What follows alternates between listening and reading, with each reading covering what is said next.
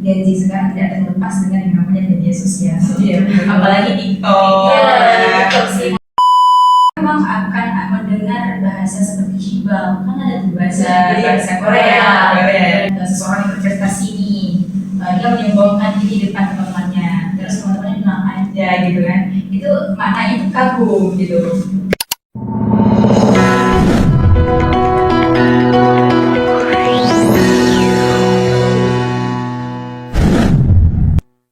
Assalamualaikum warahmatullahi wabarakatuh. Selamat datang semuanya pada Ruang Bahasa di podcast Bisik Gemar Sastri. Nah, podcast ini tempat kita ngomong santai tapi juga tetap bermakna nih. Bersama saya Amelia Agustin, saya Sarah Humaira, dan narasumber kita Kak Jun Oriza Sakifa. Halo semua. Nah, ini biasa dipanggil apa nih Kak? Bisa panggil Kak Cas aja. Oke Kak Cas, gimana nih kabarnya? Alhamdulillah sehat. Alhamdulillah, kan musim nih ya, lagi musim hujan, kadang-kadang kesehatan tuh cepet banget nih menurunnya gitu ya kan. Hari ini kita bahas apa nih, Mai? Nah, jadi teman-teman, hari ini kita bakal ngobrol tentang yang relate banget nih sama kehidupan kita, yaitu fenomena bahasa gaul di media sosial. Ngomong-ngomong soal fenomena bahasa gaul ya, apalagi media sosial. Nah, ini kan hal-hal yang nggak bisa kita pisahkan dari kehidupan sehari-hari nih, apalagi handphone ya. Iya, Kak Amel. Apalagi Gen Z ya, bentar-bentar tok-tokan gitu ya. Nah, kita ke pertanyaan pertama aja langsung ya. Boleh. Oke. Pada awalnya nih, siapa sih Kak yang mencetuskan atau mempopulerkan bahasa gaul nih?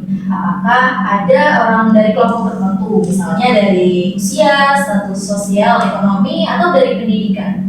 Kalau untuk siapa pencetus bahasa gaul ini tidak ada spesifik ya siapa, tetapi ada dalam satu komunitas itu ada satu orang yang mempopulerkan bahasa tersebut sehingga bisa tersebar luas yang digunakan oleh masyarakat. Nah, bahasa gaul ini kan tempat pampunya ini kan media sosial lah, lebih ke kuatnya ke media sosial. Jadi memang pengaruhnya itu sangat besar di satu komunitas yang memang dia keluar dari komunitas tersebut dan dia menyebarkan suatu bahasa yang memang bisa digunakan oleh masyarakat sosial sehingga bisa tersebar dan digunakan oleh banyak orang. Oh gitu. Misalnya nih kayak netizen atau Iya, benar sekali, netizen kan kita ini masyarakat netizen ya. Ya memang kalau ada lihat sedikit komentar-komentar kita bakalan ini wah ini ada bahasa baru nih udah gitu. Jadi kan seru gitu ya, karena kita mau eksplor bahasa-bahasa yang memang kita belum pernah pakai gitu. Nah, nih Kak, ada nggak sesuatu hal yang organik muncul dari masyarakat atau pengaruh budaya pop dan juga medianya? Kalau untuk pengaruh ya memang pasti ada ya, karena kan banyak orang yang memang suka hobinya nonton, dengar musik. Mereka memang akan mendengar bahasa seperti Shibal, kan ada tuh bahasa Korea. Shibal. Saya nggak tahu apa itu artinya Shibal, tapi mereka menggunakan Shibal. Wah, itu memang pengaruh dari memang budaya ya, dari budaya luar juga berpengaruh sekali dengan bahasa gaul yang digunakan di Indonesia. berarti dengan arti lain bahwa media ini merupakan peran atau alat yang penting ya untuk mempopulerkan bahasa itu. Iya benar sekali. Apalagi untuk Gen Z yang memang suka mengeksplor hal baru Iya. Jadi memang mereka suka menggunakan hal yang memang untuk baru-baru gitu. Dan nih Kak, lanjut ke pertanyaan berikutnya. Bagaimana cara kita menyeimbangkan penggunaan bahasa gaul dan bahasa Indonesia yang sesuai dengan kaidah dalam kehidupan sehari-hari ini, Kak? Wah, pertanyaan yang menarik nih. Cara menyeimbangkan bahasa gaul sama bahasa baku itu sebenarnya itu kuncinya dalam konteks di mana kita berada, di situ kita menggunakan bahasa tersebut. Nah, misalnya di konteksnya kita berada di kuliah.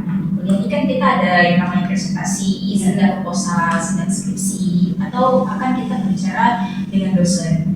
Nah, itu harus menggunakan dengan bahasa yang mudah dipahami, dengan bahasa yang baku. Tidak bisa kita menggunakan bahasa yang santai. Takutnya kalau kita ngomong pakai bahasa santai, dosennya salah paham sama apa penyampaian kita ya. Jadi terjadinya kesalahan. Jadi ketika kita memang berada di pasar, kita harus menggunakan bahasa santai. Seperti di podcast ini kita menggunakan bahasa apa coba? Santai. Ya, jangan formal kami ya. Karena memang memang di sini kita lagi nyantai, lagi diskusi bareng tentang fenomena hits ya, yang bahasa gaul dan bahasa terpusat. sekarang. Ya Kak, soalnya kan di satu sisi nih kita ingin tetap ekspresif dan santai gitu kan, tapi di sisi lain penting juga kan menjaga kemampuan berbahasa yang baik dari kita. Iya, benar sekali. Jadi itu tadi tergantung pada konteksnya. Konteksnya. Oke. Terus nih Kak, apakah ada nih resiko untuk miskomunikasi akibat penggunaan bahasa gaul yang terlalu bebas di media sosial? Ada sekali. Contohnya seperti kata aja. Aja itu kan satu komunitas dia mengartikan bahwa itu kata yang kasar dan itu sarkas. Dan ada satu komunitas lain dia mengatakan bahwa makna aja itu kagum terhadap sesuatu. Misalnya nih ada lihat seseorang yang berprestasi nih, dia menyombongkan diri di depan teman-temannya, terus teman-temannya bilang aja gitu kan, itu maknanya itu kagum gitu, bukan makna yang untuk bahasa kasar. Jadi kalau untuk miskomunikasi itu saling terbuka aja satu komunitas yang lainnya ya, supaya tidak terjadinya miskom dalam mengartikan suatu kata gitu. Ya, karena kan anja itu berasal dari kata Iya. Ada juga katanya seperti gabung. Gabung itu kan di kalangan para pekerja itu gaji buta. Ya, baru tahu nih ya. ya. Tapi kalau di kalangan kita gabung itu bosan ya. Iya, bosan. Makanya bergaji-gaji itu kadang dia gunain bahasa atau kata tertentu, tapi dia nggak tahu apa artinya. Itulah. Contohnya langsung ada ya. Iya. Rasakan gaji itu, termasuk saya sendiri. Ya, karena kan nggak semua orang ngerti konteks atau makna di balik istilah-istilah baru itu ya. Iya, benar sekali. Bisa jadi kadang orang malah salah paham atau bahkan tanpa sengaja menyinggung perasaan orang lain dalam bahasa tersebut. Gitu. Benar sekali. Dan Kak, kenapa bahasa gaul ini mudah banget nih menyebar dan apalagi di generasi muda sekarang? Pertama itu ya media sosial ya, pengaruhnya yang paling kuat itu media sosial, karena Gen Z sekarang tidak terlepas dengan yang namanya media sosial. Apalagi TikTok. Iya, TikTok sih. Karena di TikTok itu kan banyak kata-kata yang memang kata-kata baru yang keluar. Mungkin ada kata-kata ya kita nggak tahu ya. Mereka FOMO dengan kata-kata itu, ya mereka mengikuti. Atau ada kata-kata baru yang memang dia bisa gunakan gitu. Dan menurut para Gen Z sekarang, kata-kata yang baru itu, yang gaul itu, menurut mereka itu lucu dan fleksibel, absurd menurut mereka, dan mereka itu ingin mencoba. Mereka menganggap hal itu yang kekinian, lagi hits, lagi tren gitu, jadi mereka suka. Makanya itu cepat tersebar. Merasa nggak guys sebagai Gen Z? Sebagai Gen Z merasa banget karena kayak lebih unik aja gitu kan. Misalnya biasanya kita kalau bilang bisa, tapi bisa jadi sapi gitu. Iya, betul. Itu salah satu contohnya ya. Bisa dibalik gitu. Iya, benar. Dan Kak, apakah semata-mata karena pengaruh media sosial tersebut atau itu memang kebutuhan para Gen Z sekarang nih? Kalau untuk kita menghindari bahasa gaul itu tidak bisa kita katakan tidak bisa ya, karena susah, karena kita itu kan di dunia teknologi seperti sekarang ya. Memang yang memang Adik tanyakan tadi, memang ia sangat berpengaruh di media sosial, karena mereka memang menyukai bahasa gaul tersebut untuk digunakan di kehidupan mereka sehari-hari, karena mereka merasa wah keren nih gitu, jadi mereka ingin mencoba dan yang lainnya ikut FOMO, mengikuti, dan mereka itu membawa komunitasnya sendiri. Mungkin biar dalam satu pembahasan tuh lebih fresh gitu Iya, terlalu lebih fresh. boring gitu. Terus nih Kak, apakah ada unsur kesengajaan dalam suatu kelompok yang menggunakan bahasa gaul itu sebagai penanda atau pembeda dari kelompok lainnya nih? Iya, ada sih, ada. Misalnya ada dari anak Jaksel, anak gaming, anak LGBT, mereka itu memiliki bahasa sendiri dalam berkomunikasi. Kalau untuk yang komunitas-komunitas yang seperti itu, mereka itu menjaga privasi mereka supaya tidak diketahui oleh banyak orang. Jadi mereka kalau berbicara atau berinteraksi dengan sesama mereka, mereka menggunakan bahasa gaul mereka sendiri. Tidak bisa diketahui dan tidak bisa dimaknai apa yang maksudnya mereka sampaikan itu. Dan hanya orang-orang komunitas tertentu yang memahami bahasa tersebut. Berarti bahasa tersebut itu semacam kode rahasia. Iya, kode rahasia juga iya benar sekali. Berarti hanya kelompok itu saja ya yang tahu tentang arti bahasa tersebut ya Kak? Iya, tapi kalau mereka memang saling terbuka mereka ke media, untuk masyarakat publik sosial, apa yang mereka sampaikan, orang-orang lain juga akan paham apa yang mereka sampaikan tersebut. Jadi ya itu tergantung mereka, tergantung konteks kebutuhan mereka juga gitu. Nah Kak, bagaimana cara membedakan penggunaan bahasa gaul yang wajar sebagai ekspresi identitas kelompok dengan yang sengaja dibuat atau untuk mengucilkan orang lain? Itu pertanyaan yang menarik ya. Sebenarnya itu hal yang memang tergantung tujuan atau niat seseorang.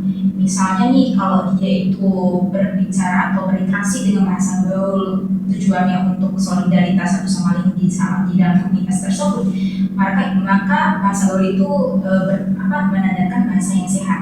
Tapi kalau bahasa tersebut bertujuannya untuk mengucilkan seperti yang disampaikan tadi, itu negatif ya, berarah ke hal yang negatif karena mereka itu bertujuan untuk mengucilkan.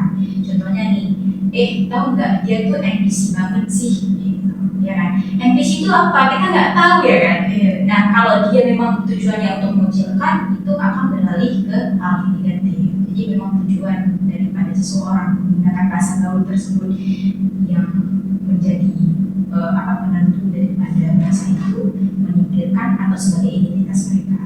Oke, berarti bahasa tersebut tuh bisa jadi sebagai alat diskriminasi juga. Iya benar sekali. Karena bahasa itu memang sebagai senjata yang bisa menghancurkan seseorang dan bisa menjatuhkan dan bisa membangkitkan seseorang. Itu tergantung dengan segala bahasa yang kita punya. Gitu. Karena kan batasnya tipis tuh ya, jadi kita perlu peka tentunya ya terhadap dampaknya terhadap komunitas yang lebih luas nih. Benar sekali. Nah Kak, apakah ada alternatif lain nih bagi suatu kelompok untuk mengekspresikan identitasnya tanpa menciptakan hambatan komunikasi bagi yang lain nih? Ada banget. Seperti contohnya pakaian. Nah, kita bisa nilai dari pakaian. Identitas dia sebagai dia muslim, dia pakai jilbab. Kalau dia nggak pakai jilbab berarti kita apa identitasnya sebagai lingkungan muslim. Tapi nggak semuanya nggak pakai jilbab itu non muslim. Kan itu tergantung sama seseorang. Itu bisa menggambarkan mendeskripsikan seseorang. Dan tidak hanya itu, kita bisa lihat juga dari beberapa logo yang digunakan. Contohnya seperti stiker, apa hal ini kan itu kan ada banyak kan sebagai yang itu kan yang lambang-lambang simbol mereka. Dan dari gaya bahasa komunikasi mereka juga menentukan dari bagaimana cara dia itu membawa diri. Nah di situ dia akan menggambarkan suatu identitas pada diri dia sendiri. Kalau memang dia suka menggunakan bahasa gaul, berarti anaknya kids ya. Tidak ya, anaknya kids. Tapi kalau memang dia nggak suka menggunakan bahasa gaul, tapi kita harus hindari ya, karena kita memang di kalangan Gen Z yang memang lagi fenomena sekarang. Nah, berarti mungkin bisa jadi lewat simbol musik, gaya visual ya Kak. Tapi tergantung seberapa efektif alternatif itu. Iya benar sekali. Kalau untuk musik itu bisa juga menambahkan identitas seseorang. Karena kan kalau musik itu kan dia ada ritme-ritmenya terkhusus itu ya kan. Iya. Kalau untuk yang rock ada ritmenya sendiri, yang Aceh ada ritmenya sendiri. Jadi tergantung konteks yang mereka bawa. Tapi kalau dibandingkan dengan bahasa sendiri nih Kak, mana sih yang lebih efektif dengan gaya visual tadi? Bahasa yang lebih visual, tapi lebih ke gaya bahasanya. Ya, karena kan gaya bahasa itu kan menandakan seseorang itu sopan santun atau tidak, dia berbicara kasar atau tidak, itu tergantung dari bahasa yang digunakan. Kalau untuk visual, sebenarnya kita tidak bisa menjudge orang itu dari covernya ya. Bisa jadi dia itu pakaiannya itu obrak-abrik, tapi hatinya itu baik gitu ya. Kita nggak bisa menilai seseorang dari situnya gitu. Jadi kita lihat juga dari gaya bahasanya, dari cara dia membawa diri, apakah tenang ataukah dia emosian gitu.